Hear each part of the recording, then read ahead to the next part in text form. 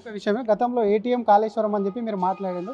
ఆ ఏటీఎం కట్టలు కూడా బయట పడుతున్నట్టున్నాయి. ఒక్కొక్కరే అధికారుల వద్దే అంతుంటే దానికి సంబంధించిన నేతల వద్ద ఏ విధంగా ఉంటుంది? దానికి సంబంధించి ఏం చెప్తారు మేడం? ఇప్పుడు ఇది చాలా స్పష్టంగా కనపడుతుంది కదా.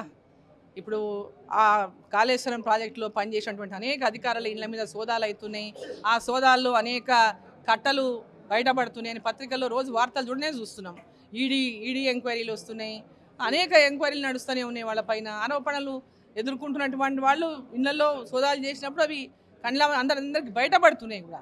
సో వాళ్ళే ఇంత చేసి ఉంటే ఇంకా దాన్ని కాళేశ్వరం పేరు మీద అప్పులు తెచ్చిన వాళ్ళు ఎంత చేసి ఉంటారో ఒకసారి ఆలోచన వాళ్ళ మీద ఎందుకు మేడం రైట్స్ జరుగుతలేవు? వాళ్ళు ప్రభుత్వం వాళ్ళ మీద అసలు కేవలం అధికారుల వరకే పరిమితం అవుతుంది. మీరేమో ఈడీ విచారణకు దాన్ని డిమాండ్ చేస్తున్నారు. ఖచ్చితంగా అందరి మీద 1 by 1 నడుస్తుంది. అప్పుడు కూడా ఇట్లే మాట్లాడిన అనేక విషయాలు.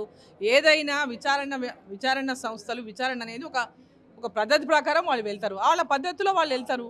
ఈ రోజు ఎందుకు కాలేదు, ఆ రోజు ఎందుకు కాలేదు, వాళ్ళ మీద ఎందుకు కాలేదు, వాళ్ళు ఒక పద్ధతి ప్రకారం ఎప్పుడెప్పుడు ఎవరికి ఎట్లా విధంగా వాళ్ళ విచారణ ఒక నేపథ్యం ఉంటుందో ఆ నేపథ్యంలో వాళ్ళు విచారణ చేస్తారు.